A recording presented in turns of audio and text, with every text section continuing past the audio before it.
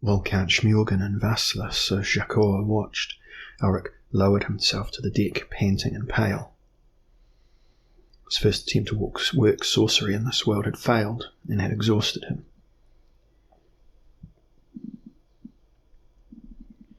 "I am further convinced," he told Schmurgen, "that we are in another plane of existence, for I should have worked my incantations with less effort." "You have failed." Elric rose with some difficulty. "I shall try again." He turned his white face skyward. He closed his eyes. He stretched out his arms and his body, tensed as he began the incantation again, his voice growing louder and louder, higher and higher, so that it resembled the shrieking of a gale. He forgot where he was. He forgot his own identity. He forgot those who were with him as his whole mind concentrated upon the summoning. He sent his call out beyond the confines of the world into that strange plane where the elements dwelled, where the powerful creatures of the air could be found, the sylphs of the breeze, the shanas who lived in the storms, and the most powerful of all, the hihashans, creatures of the whirlwind. Now at last some of them began to come at his summons, ready to serve him as, by virtue of an ancient pact, the elementals had served his forefathers. Slowly the sail of the ship began to fill, the timbers creaked, and Schmurgen raised the anchor, and the ship was sailing away from the island through the rocky gap of the harbour and out into the open sea, still beneath a strange blue sun. Soon a huge wave was forming around them, lifting up the ship and carrying it across the ocean, so that Count Schmurgen and the girl marvelled at the speed of their progress, while Elric, his crimson eyes open now, but blank and unseeing, continued to croon to his unseen allies. Thus the ship progressed across the waters of the sea, and at last the island was out of sight, and the girl, checking their position against the sun, was able to give Count Schmurgen sufficient information for him to steer a course.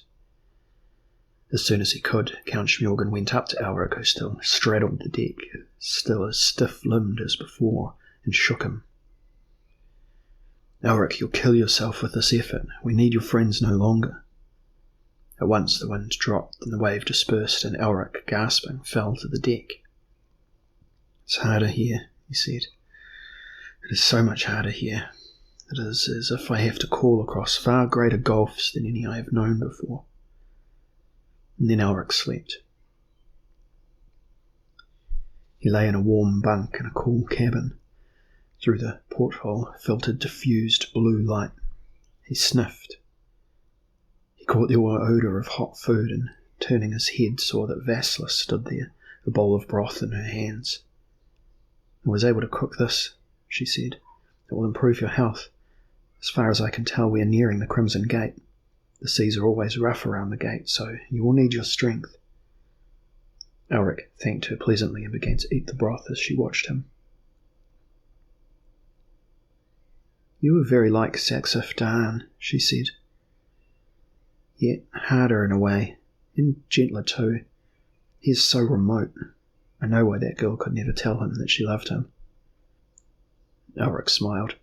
"It's nothing more than a folk tale, probably, the story I told you. This Saxif Dan could be another person altogether, or an impostor even, who has taken his name, or a sorcerer. Some sorcerers take the names of other sorcerers, for they think it gives them more power." There came a cry from above, but Elric could not make out the words. The girl's expression became alarmed. Without a word to Elric, she hurried from the cabin. Elric, rising unsteadily, followed her up the companionway. Count Schmurgen Baldhead was at the wheel of his ship, and he was pointing towards the horizon behind them. "What do you make of that, Elric?" Elric peered at the horizon, but could see nothing. Often his eyes were weak, as now, but the girl said in a voice of quiet despair, "It is a golden sail." "You recognise it?" Elric asked her. "Indeed I do. It is the galleon of Earl Saxif Dan. He has found us. Perhaps he was lying in wait along our route, knowing we must come this way." "And how far are we from the gate?" "I'm not sure." That moment there came a terrible noise from below, as if something sought to stave in the timbers of the ship. "It's the forward hatches," cried Smorgon. "See what it is, friend Elric, but take care, man." Cautiously Elric prized back one of the hatch covers and peered into the murky fastness of the hold. The noise of stamping and thumping continued, and as his eyes adjusted to the light, he saw the source. The white horse was there. It whinnied as it saw him, almost in greeting. "How did it come aboard?" Elric asked. "I saw nothing, heard nothing." The girl was almost white as Elric. She sank to her knees beside the hatch, burying her face in her arms. "He has us." "There is still a chance we can reach the Crimson Gate in time," Elric reassured her. "And once in my own world, why, I can work much stronger sorcery to protect us." "No," she sobbed. "It's too late. Why else would the White Horse be here? He knows that Saxif Dan must soon board us." "He'll have to fight us before he shall have you," Elric promised her. "You have not seen his men. Cutthroats all, desperate and wolfish. They'll show you no mercy. You would be best advised to hand me over to Saxif Dan at once and save yourselves. You'll gain nothing from trying to protect me. But I'd ask you for a favour." "And what's that?" "Find me a small knife to carry, that I may kill myself as soon as I know you two are safe." Elric laughed, dragging her to her feet. "I'll have no such melodramatics from you, lass. We stand together. Perhaps we can bargain with Saxif Dan." "What have you to barter?" "Very little. But he is not aware of that." "He can read your thoughts, seemingly. He has great powers." "I am Elric of Melniboné. I am said to possess a certain facility in the sorcerous arts myself." "But you are not as single-minded as Saxif Dan," she said simply. "Only one thing obsesses him, the need to make me his consort." "Well, many girls would be flattered by the attention, glad to be an empress with a Melnibonéan emperor for a husband." Elric was sardonic. She ignored his tone. "That is why I fear him so," she said in a murmur. "If I lost my determination for a moment, I could love him. I should be destroyed. It is what she must have known."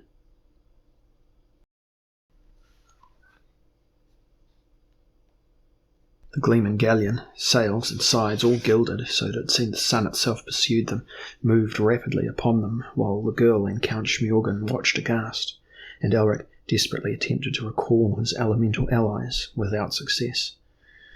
Through the pale blue light the golden ship sailed relentlessly in their wake, its proportions now monstrous, its sense of power vast, its gigantic prow sending up huge, foamy waves on both sides as it sped silently towards them. With the look of a man preparing himself to meet death, Count Smorgon Baldhead of the Purple Towns unslung his battle-axe and loosened his sword in its scabbard, setting his little metal cap upon his bald pate. The girl made no sound, no movement at all, but she wept. Elric shook his head, and his long milk-white hair formed a halo around his face for a moment. His moody, crimson eyes began to focus on the world around him. He recognized the ship. It was of a pattern with the golden battle barges of Melniboné, doubtless the ship in which Earl Saxif Dan had fled his homeland, searching for the Crimson Gate. Now Elric was convinced that this must be the same Saxif Dan, and he knew less fear than did his companions, but considerably greater curiosity. Indeed, it was almost with nostalgia that he noted the ball of fire, like a natural comet, glowing with green light, come hissing and sputtering toward them, flung by the ship's forward catapult. He half expected to see a great dragon wheeling in the sky overhead, for it was with dragons and gilded battlecraft like these that Melniboné had once conquered the world. The fireball fell into the sea a few inches from their bow and was evidently placed there deliberately as a warning. "Don't stop," cried Vasilis. "Let the flames slay us, it will be better." Smorgon was looking upwards. "We have no choice. Look, he has banished the wind, it seems." They were becalmed. Elric smiled a grim smile.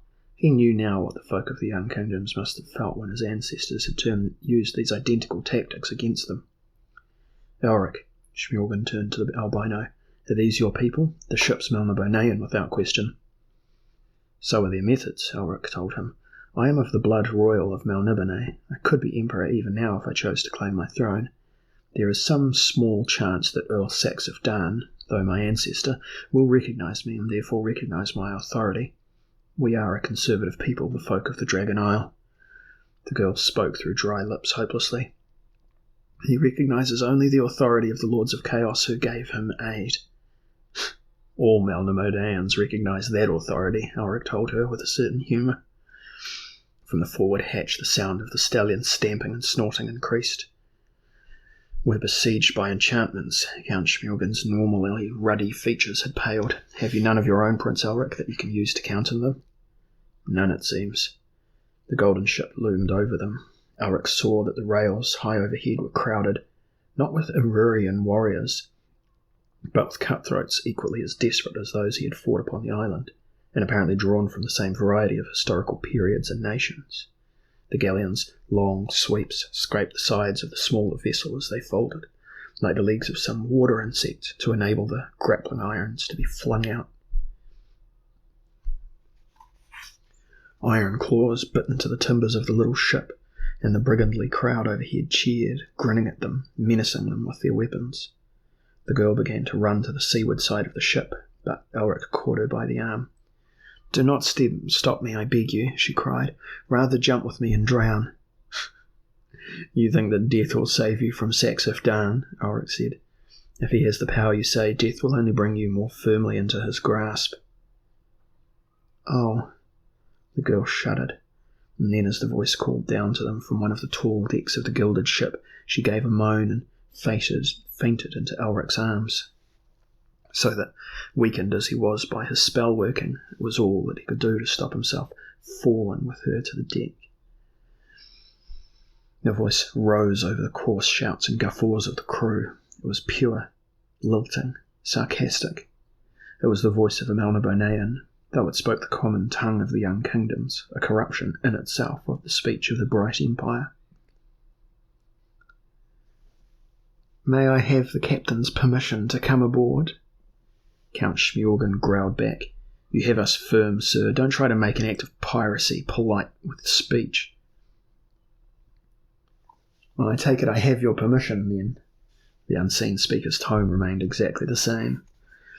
Elric watched as part of the rail was drawn back to allow a gangplank studded with golden nails to give firmer footing to be lowered from the galleon's deck to theirs.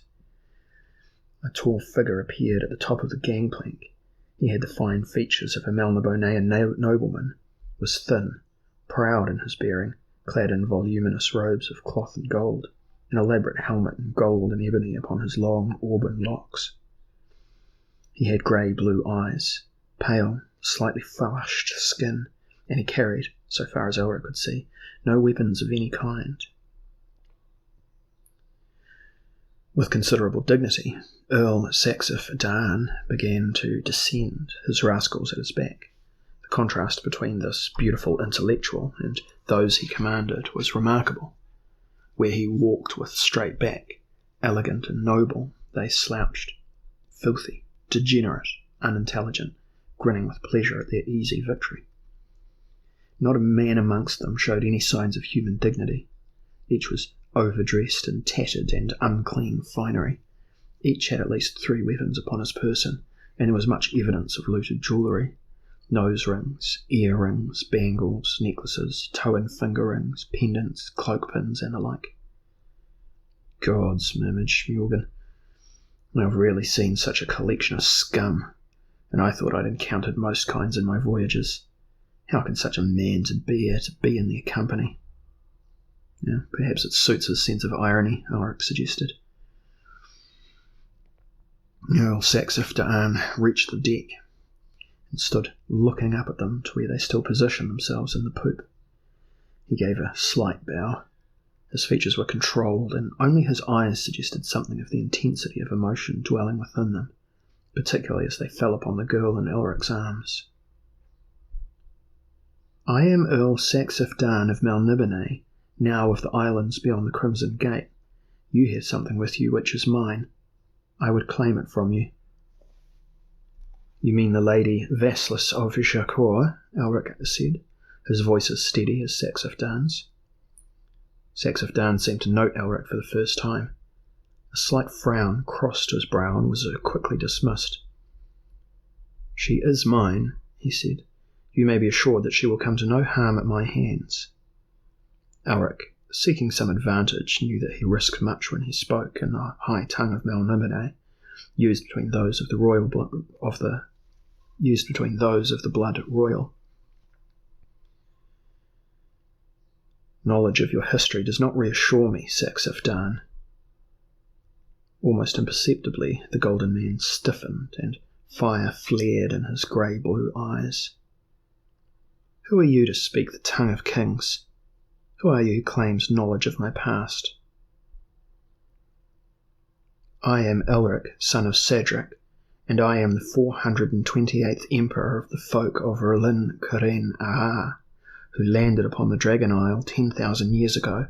I am Elric, your Emperor, Earl Saxif Dan, and I demand your fealty." And Elric held up his right hand, upon which still gleamed a ring set with a single Actorios stone, the Ring of Kings. Earl Saxif Dan now had firm control of himself again. He gave no sign that he was impressed. "Your sovereignty does not extend beyond your own world, noble Emperor, though I greet you as a fellow monarch." He spread his arms so that his long sleeves rustled. "This world is mine. All that exists beneath the blue sun do I rule. You trespass, therefore, in my domain, and I have every right to do as I please." "Pirate pomp," muttered Count Schmjorgen, who had understood nothing of the conversation, but had gathered something of what had passed by the tone. "Pirate braggadocio. What does he say, Elric?" "He convinces me that he is not in your sense a pirate, Count Schmjorgen. He claims that he is ruler of this plane. Since there is apparently no other, we must accept his claim." "Oh, gods, then let him behave like a monarch and let us sail safely out of his waters." "We may, if we give him the girl." Count Schmjorgen shook his head. "I'll not do that. She is my passenger, in my charge. I must die rather than do that. It is the code of the Sea Lords of the Purple Towns." "You are famous for your adherence to that code," Elric said. "As for myself, I have taken this girl into my protection, and as hereditary Emperor of Melniboné, I cannot allow myself to be browbeaten." They had conversed in a murmur, but somehow Earl Saxif Dan had heard them. "I must let you know," he said evenly in the common tongue, "that the girl is mine. You steal her from me. Is that the action of an emperor?" "She is not a slave," Elric said, "but the daughter of a free merchant in Jacor. You have no rights upon her." Earl Saxif Dan said, "Then I cannot open the Crimson Gate for you. You must remain in my world forever." "You have closed the gate? Is it possible?" "To me." "Do you know that the girl would rather die than be captured by you, Earl Saxif Dan? Does it give you pleasure to instill such fear?" The golden man looked directly into Elric's eyes as if he made some cryptic challenge. "The gift of pain has been a favourite gift amongst our folk, has it not? Yet it is another gift I offer her. She calls herself Vassalless of Jacor, but she does not know herself. I know her. She is Gratiesha, Princess of Fuem Oyemimo, and I would make her my bride." "How can it be that she does not know her own name?" "She is reincarnated. Soul and flesh are identical. That is how I know. And I have waited, Emperor of Melniboné, for many scores of years for her. Now I shall not be cheated of her." "As you cheated yourself 2 centuries past in Melniboné." "You risk much with your directness of language, brother monarch." There was a hint of a warning in Saxif Dan's tone, a warning much fiercer than any implied by the words. "Well," Elric shrugged, "you have more power than we. My sorcery works poorly in your world. Your ruffians outnumber us. It should not be difficult for you to take her from us." "You must give her to me, then you may go free, back to your own world and your own time." Elric smiled. "There is sorcery here. She is no reincarnation. You'd bring your lost love's spirit from the netherworld to inhabit this girl's body. Am I not right? That is why she must be given freely, or your sorcery will rebound upon you. Or might, and you would not take the risk." Earl Saxif Dan turned his head away so that Elric might not see his eyes. She is the girl, he said in the high tongue. I know that she is. I mean her soul no harm. I would merely give it back its memories. Well, then it's a stalemate, said Elric. Have you no loyalty to a brother of the royal blood? Saxifdan murmured, still refusing to look at Elric. You claimed no such loyalty as I recall, Earl Saxifdan. If you accepted me as your emperor, then you must accept my decisions. I keep the girl in my custody, or you must take her by force. I am too proud. Such pride shall ever destroy love, said Elric, almost in sympathy. And what now, King of Limbo? What will you do with us?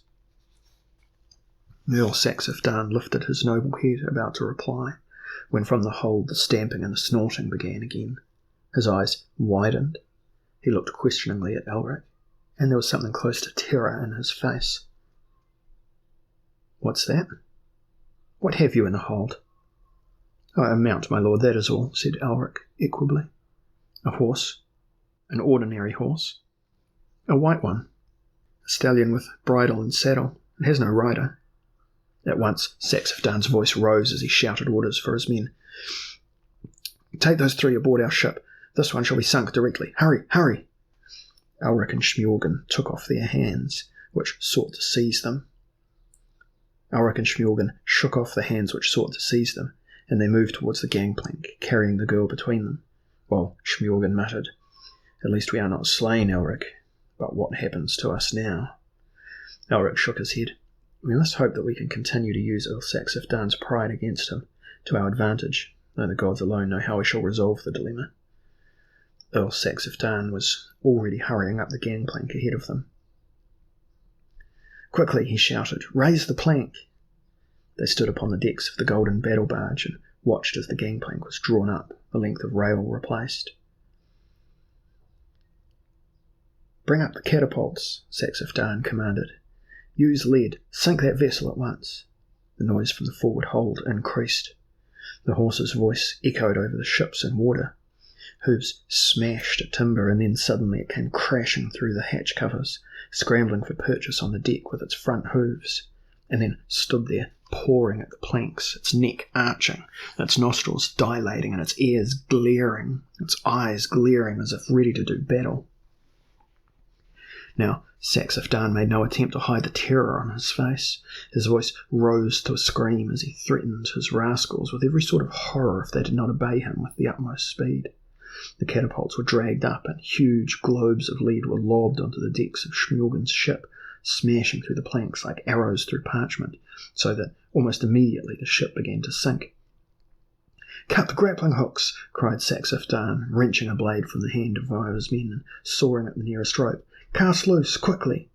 Even as Smjorgen's ship groaned and roared like a drowning beast, the ropes were cut. The ship keeled over at once, and the horse disappeared. Turn about, shouted Saxifdan. Back to Falagan, and swiftly, or your soul shall feed my fierce demons. There was a peculiar high-pitched neighing from the foaming water as Smjorgen's ship, stern uppermost, gasped and was swallowed. Elric caught a glimpse of the white stallion swimming strongly. Go below, Saxifdan ordered, indicating a hatchway. The horse can smell the girl, and this is doubly difficult to lose. Why do you fear it? Elric asked. It is only a horse, it cannot harm you. Saxifdan uttered a laugh of profound bitterness. Ha! Can it not, brother monarch? Can it not? As they carried the girl below, Elric was frowning, remembering a little more of the legend of Saxifdan, of the girl he had punished so cruelly, and of her lover, Prince Karolak. The last he heard of Saxifdan was the sorcerer crying, More sail! More sail! And then the hatch had closed behind them, and they found themselves in an opulent Melniboné day cabin full of rich hangings, precious metal, decorations of exquisite beauty, and to Count Smjorgen, disturbing decadence. But it was Elric, as he lowered the girl to a couch, who noticed the smell. Ugh! It's the smell of a tomb, of damp and mould, yet nothing rots. It is passing peculiar, friend Smjorgen, is it not? I scarcely noticed, Elric. Smjorgen's voice was hollow, but I would agree with you. One thing. We are entombed. I doubt we'll live to escape this world now.